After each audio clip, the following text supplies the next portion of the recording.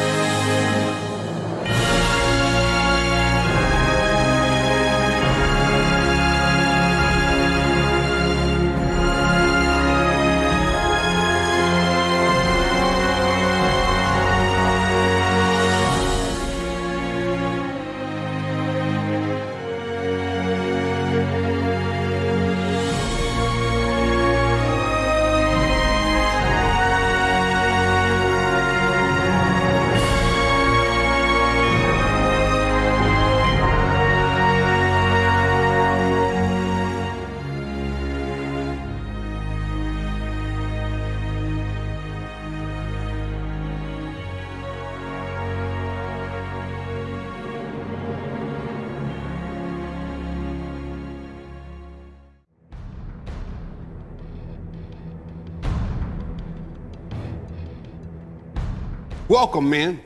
This is part 2 of the 4 faces of manhood. The goal of this session, like the one before it, is to help us understand the 4 faces of our masculinity. For us to be and experience all that God has for us as men, then we're going to have to move beyond being a one-sided man. As we said in the last session, we need a biblically based, broad manhood, the kind that can move into multiple settings and express itself appropriately and powerfully when needed. The powerful and authentic man has developed each of these faces so that he can assess the needs of a situation and respond appropriately. In the previous session, we unpacked the first 2 faces. We looked first at the king face, the face of integrity and leadership, the face of righteous energy. The king face creates order and provision. It provides direction. It leads with integrity. It allows us to be a blessing to those entrusted to our care. Next, we examine the warrior face. The warrior face shows our courageous energy and demands from us purposeful initiative. A man who wears the warrior face is a man of action.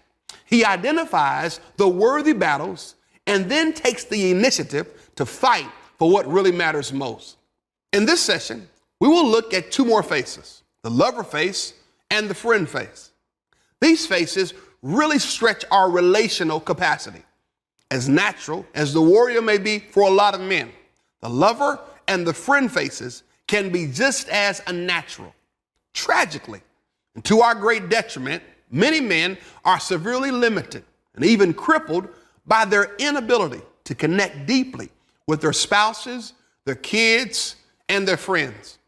Many men suffer from a stunted and reduced masculinity because they have never valued or learned to navigate their own heart, their own feelings, and their own emotions. When a man fails to know his own heart and what's going on under the hood of his life emotionally, he usually lacks the core ingredients necessary for intimacy and authentic friendship. He can't give it to his spouse, his children, or a friend, what he does not have himself. A healthy man relates to life with his head, his hands, and his heart. But sadly, many men are detached men. They're only head and hands. They're detached from their own heart and often struggle to really be present for those around them. Outside of work and hobbies, they struggle to fully connect the people most important to them. Relational capacity and relational health requires men to engage emotionally. And unfortunately, many men are deficient in this area. Stu Weber, an Army Ranger and author of Tender Warrior, points us to the Apostle Paul to help us with this picture of a relationally balanced man. Look at what he says in 1 Thessalonians chapter 2, verses 7 through 9. But we were gentle among you, like a mother caring for her little children. We loved you so much that we were delighted to share with you not only the gospel of God, but our lives as well, because you had become so dear to us. Surely you remember, brothers, our toil and hardship. We worked night and day in order not to be a burden to anyone while we preached the gospel of God to you. In commenting on this verse, Weber asks if words and phrases like gentle, tender, and nursing mothers sound like the description of a warrior. He says, are those the words you would expect from a man's man? God does. Weber goes on to say, whether you are on a football field, in a battle zone, or under the roof of your own home, a man's willingness to show affection and care, to connect, mark him as a leader and a man of God. We need to understand what a man looks like when he's engaged and not detached.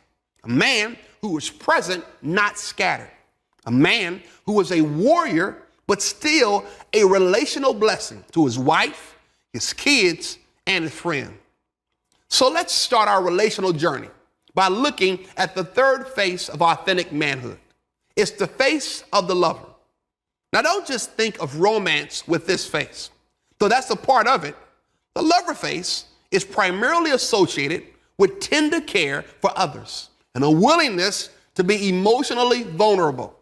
This face allows a man to connect and live in intimacy with the most important relationships in his life, his family. The lover face reflects relational energy. It is characterized by tenderness, sensitivity, beneficial care, emotional openness, physical affection, and verbal communication. Let me give you some examples of the lover face in action. It's the lover who picks up on his wife's real needs. It's the lover who has the discernment to know whether to participate in a great trip with his friends or postpone that trip when he knows he and his wife need some time together. It's the lover who lets go of another good business deal to spend more time at home when he's in a season when his family needs him. It's the lover who has learned to share the hurt, pain, and disappointment in his life with his wife, and to connect with her on an emotional level and enter the world of emotions with her. It's the lover who frequently takes the initiative to create time and space for him and his wife to connect. A man wears the lover face when he is a student of his kids, and he can sense intuitively what they are feeling and needing, and then moves to meet their needs. It's the lover face that does not hesitate to say, "I love you," or "I'm proud of you," or "You are so special." Words of affirmation and love that have tremendous relational value. This face of the lover is seen in Paul's letter to the first century followers of Christ in Ephesus. He gives a tall order to men of all generations. He says, "Husbands, love your wives as Christ loved the church and gave himself up for her." That's how you put on the face of the lover.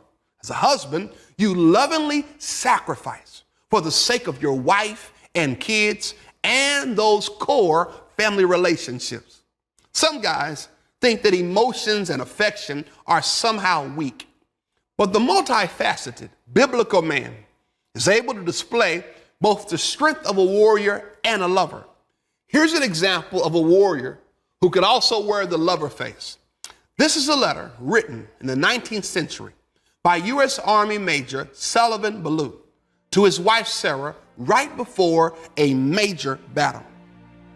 My very dear Sarah. My very dear Sarah. The indications are very The indications are very strong that we shall move in a few days, perhaps tomorrow. Lest I should not be able to write you again, I feel impelled to write a few lines that may fall into your eye when I shall be no more. Sarah, my love for you is deathless. It seems to bind me to you with mighty cables that nothing but omnipotence could break. The memories of the blissful moments I have spent with you come creeping over me, and I feel most gratified to God and to you that I have enjoyed them so long. And hard it is for me to give them up and burn to ashes the hopes of future years, when, God willing, we might still have lived and loved together and seen our sons grow up to honorable manhood around us. And when my last breath escapes me on the battlefield, it will whisper your name. Never forget how much I love you. I shall always be near you, in the gladdest days and in the darkest nights, always, always.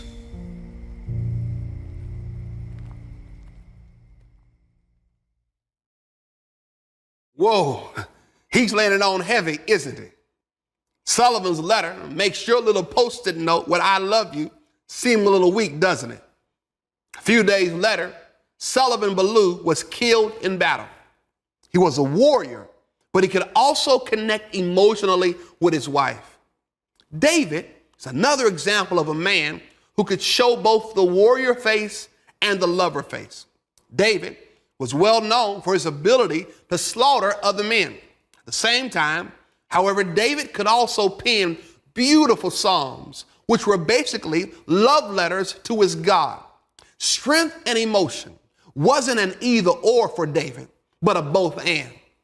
Now, just like the other faces of manhood, when taken to an extreme, the lover face can be replaced by ugly caricatures. A cheap substitute for this face is a man who loves by becoming critical, harsh, and demanding of his wife and kids. If you're that guy, you're not withdrawn. Instead, you're a micromanager. You're the guy who has a comment on everything. And people aren't drawn to you because you are constantly critiquing them. You are always talking about what they did wrong, rather than noticing what they did right. You are almost never picking up on the real needs of those around you. You feel like the universe is not in balance unless you state your opinion. And any chance of intimacy is choked out by your need for control. When the lover face is underdeveloped, you get a cold and withdrawn man, a rock and an island.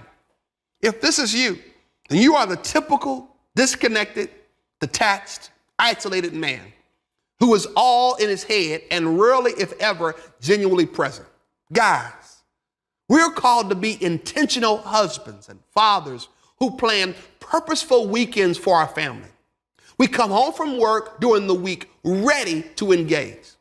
The weekends and the weeknights are not just our time. It's also a chance to build into your family. Now, of course, we all need downtime. But if all you are is downtime, then you have missed the mark. The detached, disconnected man is overwhelmingly the norm in our culture today. The number one complaint of most wives is simply, my husband will not talk to me. There's another myth of masculinity present in our culture, namely, men who are over-dependent on women or relationships in general. A lot of guys have a very weak core, and they are always looking for someone to take care of them. They're not the insensitive, detached guy. They are oversensitive guys who still need a pacifier. This is a perversion of the lover face as well. There is just one more face of authentic manhood. Linked closely to the lover face is the final face we will examine, the friend face. The friend face is the relational capacity of a man to connect with other men. This face reflects connecting energy.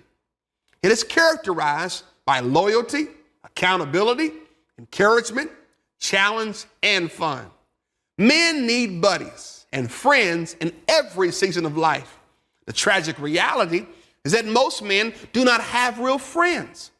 They don't have the kind of friendships that are character-shaping relationships. Too many of us live in these superficial relationships where we don't trust the secret things of our lives to anyone. And even worse, we have no one to talk tough to us when we need to hear the hard things. Unfortunately, new adult friendships are hard to make. In our youth, many of us just drifted into friendships. We made friendships with whoever sat next to us in homeroom, whoever lived next to us, whoever was on our little league team. We just responded to the people that somebody else put around us. In college, the pattern continued as we connected with friends around the shared experience of college life. For many of us, building relationships was so automatic in our youth that we are ill-equipped for the difficulty of building new adult friendships. Often, we default to being passive in this arena. Listen, we must learn to initiate genuine friendships. Great friendships provide companions who can carry burdens and celebrate life's greatest moments with us. These are friends who will speak truth to us, even when that truth is not easy to hear. Imagine a culture of masculinity, a community of men with whom you can connect and with whom you can relate at a level deeper than superficiality. This would be a group of men with whom you can share those deep issues of your life and heart.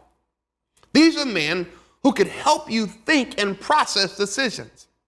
Imagine a community of men around you where genuine friendship is normal and expected, where you could share openly about marriage, money, time, parenting, and even pain. It doesn't mean that you have a dozen best friends, but if you can have 1, 2, or even 3 true friends in life, consider it a tremendous blessing. My best friend Mike has guided me through so many struggles in my life. There was a time when I was so frustrated with my life, and he was the one responsible for digging me out of that ditch and getting my life back on track. There have been endless occasions where his voice meant the world to me. Just know this, you can't climb the mountain of manhood and reach its pinnacles if you are disconnected from other men. You have to be connected with other men who can speak into your life, call out the best in you, cheer for your success, and admire your noble acts. The Bible encourages genuine friendships. Proverbs 17:17 says, a friend loves at all times, and a brother is born for adversity. In other words, true friends are there to walk with you in the hard times that life brings. Proverbs 27:17 says, iron sharpens iron, and one man sharpens another. We need other men who can help refine our character. These biblical friendships, these soul-level connections are priceless. But here's the thing, they are not necessarily easy. First of all, they require time. Part of the reason we don't have these types of relationships is because we don't have time for them. We don't make time for them. I know you're busy, but you are going to have to make time. Those kind of relationships also require us to be others-centered. They require us to invest in others. We want a friend, but many of us have failed to realize that to have friends, you have to be a friend. A good place to start could be to take a look in the mirror. Are you a life-giving spirit? Do you breathe life into a room, or do you suck the life out of it? Are you others-centered, or are you standing around whining about how unfair life is and how nobody understands you? In other words, would you want to be a friend with you? Brothers, this is why it is so important for you to process these sessions together with a small group of men. As you discuss and share around these truths, you will discover that the journey toward authentic manhood is deeply enriched with other men. We each have our own distinct stories and histories, but it is simply amazing what happens when we open up our hearts to others. Every man needs a safe place to be transparent about his manhood journey in order to become a better man. Brothers, don't attempt this journey alone.